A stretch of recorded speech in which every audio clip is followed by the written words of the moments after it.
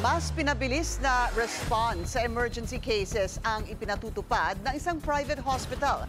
Kaya ang serbisyong ito target na rin ng DOH sa lahat ng ospital nito sa buong bansa. Narito ang agenda report ni Pierre Pastor. Time is of the essence in an emergency.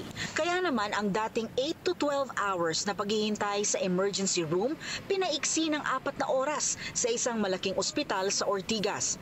Ang kanilang 4-hour promise, wala nang mahabang paghihintay, kalituhan o kaguluhan dahil maayos at mabilis na ang sistema. Emergency medicine doctors na rin ang tatao sa upgraded ER para mas mabilis na ma-assess ang kondisyon ng pasyente, malapatan ng lunas at makapagdesisyon agad kung pwede nang umuwi o kailangang i-admit. Ang kadalasang nagpapatagal sa ER ay ang paghihintay sa resulta ng mga laboratory at iba pang tests, pero iba na ngayon. We instituted the use of the point-of-care testing. So, first and foremost, we emphasize on the clinical practice guidelines. So, we just request what is needed, that's one.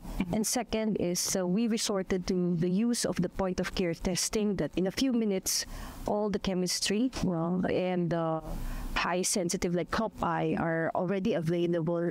Base sa initial assessment sa triage, ang pasyente ay dadalhin sa urgent care area kung kailangan ng agarang atensyon pero hindi naman kritikal. Sa non-urgent area naman kapag kaya ng pasyente. Pero kapag life-threatening ang kaso gaya ng atake sa puso, stroke at sepsis, dapat nasa emergent area sila. Para sa mga inaatake dahil sa blocked arteries, maaari daw matanggalan ng bara sa loob lamang ng 60 seconds. May TMC Brain Attack Team naman para sa stroke. May Mental Health High Dependency Secure Area, Trauma Room at syempre Isolation Room para sa mga nakahahawa. Ayon sa pamunuan ng TMC, hindi naging madali ang pagbuo ng Expanded Emergency Care Unit. Matagal itong pinagplanuhan at ginastusan. It really requires all the doctors to collaborate with the ER, right? It really requires doctor-led triage. It really requires having access to streamlined processing around lab tests and radiology tests. So X-rays and CTs have to also happen more quickly, right? It really requires you to have the beds available, to have the space available. And if all those things work together, then you can successfully achieve a 4-hour waiting time. But they literally have to all come together in one way. Otherwise, it's very, very difficult.